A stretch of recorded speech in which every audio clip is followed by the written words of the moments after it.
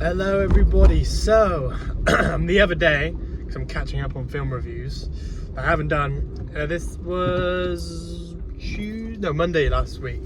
I watched American Werewolf in London. I did do a little short on it about things I learned, but I just want to speak about it because American Werewolf in London is still absolutely fantastic. Brilliant film. Watched it in the cinema, was amazing. Watched it in my local cinema. Well, not my main cinema, not my main Cineworld.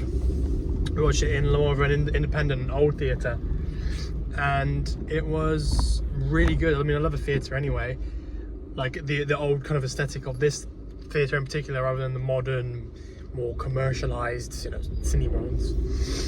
But it was, and that added to the whole experience really, because it was an older theatre. It was almost like I was in an older kind of like, it's almost like I was back in time in the 70s, 80s or whatever.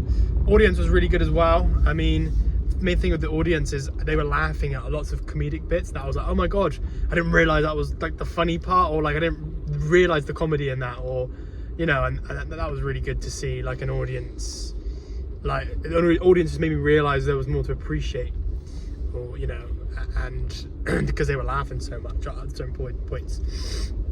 And it was good to have a really responding audience who was laughing and really taking it in, because you have to remember with like re-screenings, it's the fans, isn't it? So the fans are you want to probably have a really good experience, because the fans are going to be responding and to it really well, because they've probably seen it a billion times anyway and they love it so much. So they kind of want to they want to laugh about it and enjoy it. So, and if it's funny, that is. But American Werewolf, the whole actual film, really good. Characters are great, dialogue's great. It perfectly blends horror and comedy.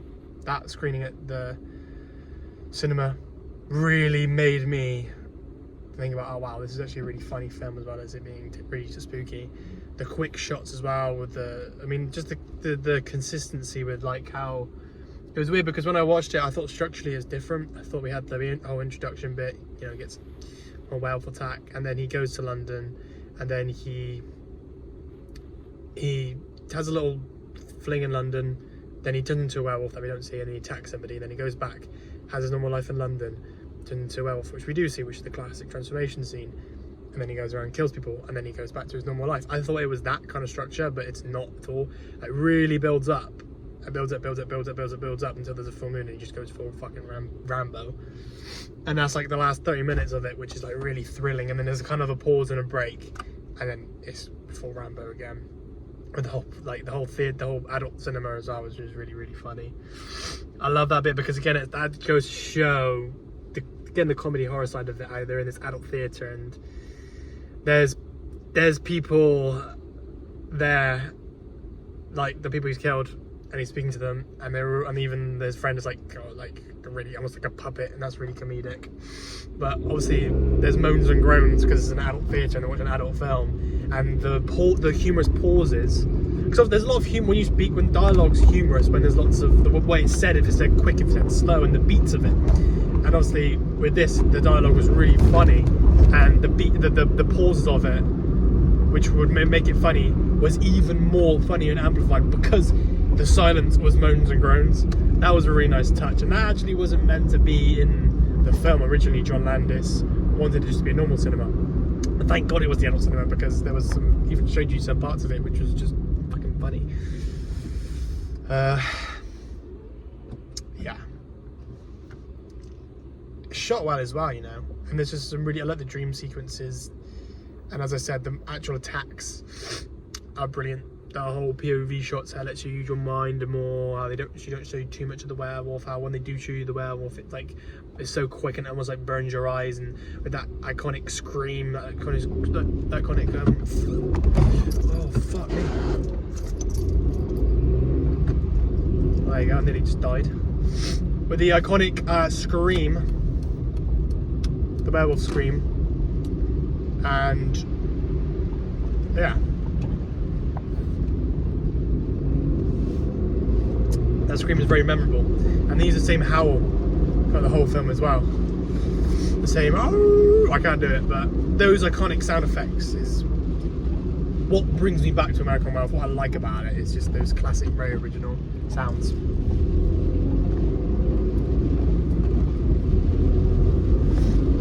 how have I got 5 minutes into this and not mentioned the best scene in the whole film, the transformation scene? I think it's because I've spoken about it so much. I've said so much about it already, about the whole werewolf transformation scene, but I think the American Werewolf in London, werewolf transformation scene is the best transformation scene ever in cinema, and it's one of my favourite scenes in cinema, period. Okay? And, oh, Mr. Ambulance, somebody's getting hurt.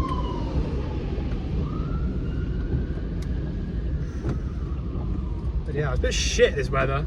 It's a Sunday afternoon and it's just shit. I hate Sundays, by the way, off topic. I fucking hate Sundays. Sundays are the worst day. Anyway, when watching the transformation scene again in the theatre, it just was amplified because I'm watching it on a big screen. I've got surround sound. I'm with an audience. The cinema when I was watching it was really fucking hot though, and I was getting pretty hot, and the screen was quite high up, so it was a bit uncomfortable for screening. But the film was so good, it didn't matter. But the transformation scene, just the way they've done it, how they opened up a category for the Oscars. Rick Baker won an Oscar for best makeup, hair and makeup. And they opened it up because it was so good. I mean, I'm saying this now, and I'm thinking it's some of the best. We have things, if you use common sense, we have tools and things now that should be 10 times better when we do a transformation scene than that transformation scene then. But if you, like in 1980, American Werewolf in London, but if you look at CGI transformation scenes, werewolf scenes, I'm thinking of the Benicio del Toro one, which Rick Baker was a part of, but he didn't have a particularly good experience with it because they're probably using CGI. I'm not shitting on CGI, I'm just shitting on CGI transformation scenes because American Werewolf one is 10 times better, but we should have 10 times better transformation scenes, but we don't have that. And it goes to show how revolutionary that scene was, and just how accurate, realistic, and terrifying that scene is. And just the changing of the voice. My favourite shot is when the jaw gets pushed out of that latex rubber, and how they did the waist, at the waistline. They cut a hole through the floor, and he would sit down one. Half his body, top of his body, would be exposed, and then the lower, and then his legs, oh no, it wasn't even, his legs would just be down there as well. His whole body would be down on the floor, and the whole legs and the waist, because the waist is so tiny, was a whole fake part of the whole makeup bit. I don't know what you call it. The whole thing, the whole werewolf.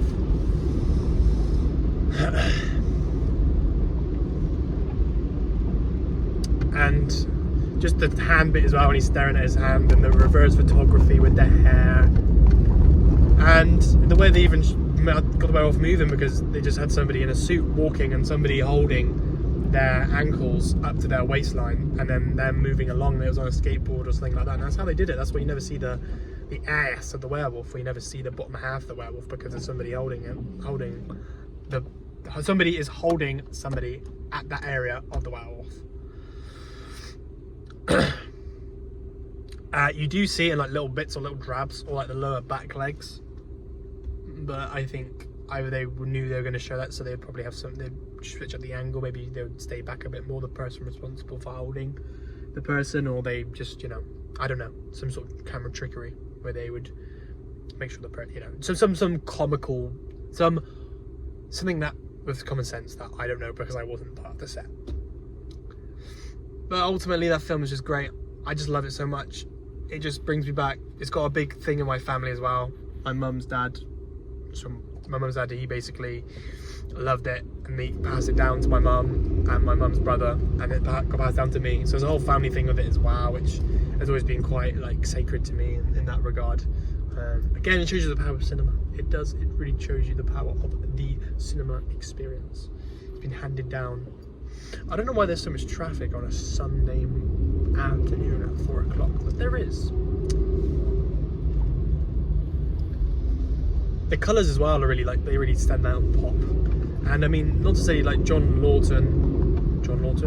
Norton, he was brilliant in the film, the main character. I really think his performance is overlooked. I think that's probably one of the most overlooked things about the whole film is David Norton's performance, because he is brilliant. I mean, all the performances, the guy from After Hours as well, I forgot his name, but he's also fantastic, and so is the nurse, Alex, but I don't know her actress's name, and the doctor as well, and actually that brings me to another point, the people in the pub, those performances, I mean, they're probably theatre, I get a sense that they're like theatre actors that have been in like a London thing, or they're probably quite high theatre actors that have put in the movie. But they're fantastic. I mean, when you see the first scene when they're in the pub, like you really think you're in a dingy pub with some nasty kind of unwelcoming people. You really think that.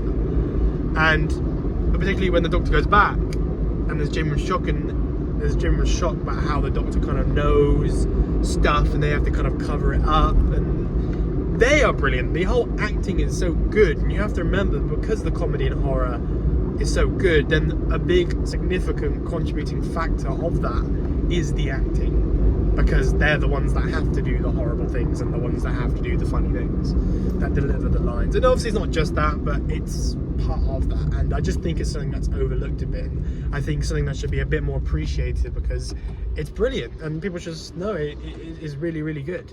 What the fuck was she looking at?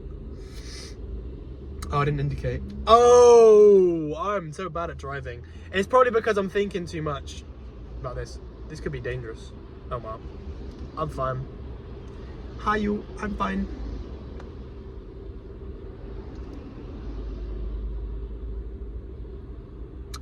Yeah. The music as well is really good. Really, really good. They use some classic songs, you know, Sam Cooke's Blue Moon, which is, again, that's another thing to say about the transformation scene, is the juxtaposition in the music makes it 10 times better. And I love the shot of the Mickey Mouse. It cuts to the Mickey Mouse and how that's just brilliant. Because obviously the context there is being really fucking obvious about it. Is obviously as a kid, there's a sense of innocence. There's an innocent thing, and the way Mickey Mouse, the way the doll thing is looking at the werewolf as well, or transformation bit is almost like really shocked but also happy, because it's almost like a kid toy as well. I know I'm waffling a bit, I'm aware, but I like that shot because it just has a whole different meaning to it, and it's so simple and it's so good, you know. If you were to show somebody, if somebody watched the movie somebody watched it 10 years ago and you showed them that shot, it didn't need to be a werewolf and it didn't need to be like anything related to the whole film, they could look at that shot and I guarantee they would know what film it was from, because it's so effective, because it's just so, it shouldn't be there but it works, you know. It's juxtaposition, again, that's what it is. Same with the music. But the music, there's only like 5 songs or so, and they're all just fucking bangers. Bam, bada, bam, bam, bam, bam. You got a few Blue Moons, I think, right? Yeah, you got loads of, I think they just probably say Blue Moon song, but just different people. I actually can't remember, but I like the music in it. And we can't forget the London Underground bit. That's fantastic. My mum always references that scene, and I love it. When you're in the London Underground, I always think of that scene, because it's just different, isn't it? You know, when you think about it, like you think about America, like subways and stuff, that's quite a common thing. But when you have the dome of the underground and the look of the underground, it's just a different spin on things. And the blood is like obviously fake in the best way possible, like really red. But that's all I have to say. I keep going on about things I'm just pulling out my ass, not my ass, but like just things in my head, you know. But that's all I have to say about the film. It was amazing. If you've never seen it before, you need to go and watch it, because it's just a classic and it's brilliant, and it's one of my favourite movies. So watch it. Have a good evening, afternoon, or whatever.